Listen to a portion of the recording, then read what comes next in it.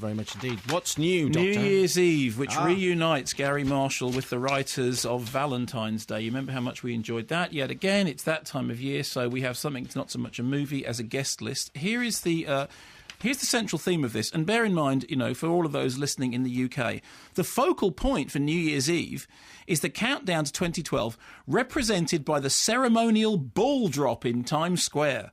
Imagine one person being responsible for seeing that this spectacle goes off without a hitch, live, while the eyes of the world watch. I mean, I can barely imagine the excitement of one person overseeing the New York Times Square ball drop, because that's certainly a big thing for me every year. Is it for you? Oh, yes, absolutely. Do you sit there worrying about the New York Times Square ball drop? Do you have any idea what it is? What we do you care in the slightest bit? You're not actually. You don't want me to contribute. No, I do. Do you? Do you? Well, it's either that or Jules Holland. It's one of the two. Either the ball drop or... Have you... I'm sorry. Have you ever actually known what the New York Times Square ball drop is? It takes place in New York. Yes. And they have a big ball. And it drops. Or maybe it doesn't. Maybe, and here's the real dramatic meter. Maybe it will get stuck. Just think of the drama potential. The ball's not dropping. The ball's stuck at the top of a pole. And New Year's Eve is coming. It's a whole film about that. And meanwhile, while we're waiting for the ball to drop, all these other stories are going on around them. One of them involves a man who's dying.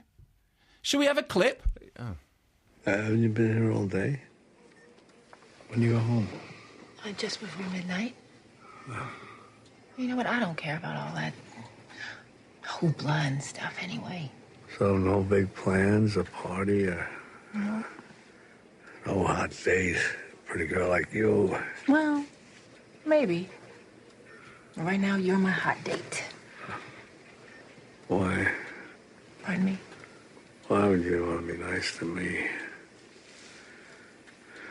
I'm an ass. Spent my entire life being an ass. I don't know how to stop. Well, you know what, Stan? Maybe being an ass is the reason you've gotten every single thing you ever wanted in life. Not everything. Is he the guy who's dying? It's Robert De Niro, earning the rent, paying the checks. I thought he was just having bored. And there's a gag reel at the end when he's in his deathbed, and then he makes a joke. Actually, the only thing... I mean, here's the thing. The film is horrible almost beyond belief. And I've talked a lot about diminished expectations, about how much we've come to accept stuff which is so subpar that actually in any sort of former age, cinemas would just shut down rather than show it. But what's happened here is, you just get together the hideous guest list, you get together all these intertwining stories, all of which, I mean, they're so repugnant, so revolting, so horrible that I actually thought I am going to be sick. And I haven't thought I was going to be sick like that since Human Centipede 2, which was actually... What, really sick? Yeah, I thought I was actually going to throw up. I was actually... The feeling of vulgar, saccharine horror was so clawingly appalling, I thought I'm going to throw up. But what was really interesting about the film was this. The film is so loathsomely putrid and terrible that actually even people whose expectations have been diminished beyond belief hate it. I think it's quite interesting in that even the most undemanding, most uninterested, critics all the time get accused of being snobs, right? Oh, you like snobby cinema. You don't have any idea what people actually like. Nobody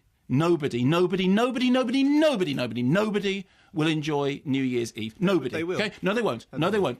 Genuinely won't. Even people who love this sort of, nonsense will feel ill.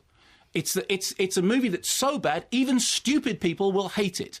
And that, in a way, is its great saving grace. You look at it, and the cinema, the screening that I saw it in, I mean, afterwards we came out, and 3 or 4 people came out from very, very different, points of view on, all critics, not normal people, looking like they had been smacked around the head with a large leg of. Yes, fine. You say they are critics. What I'm saying is, when it gets out there into the real world, people will pay to see it because it's got the unsinkable guest list. Okay, well, it doesn't sound like a great guest list, though. Well, it's a bankable guest list, isn't it? It's got Robert De Niro, Josh Duhamel, Zac Efron. Even here's how bad it is.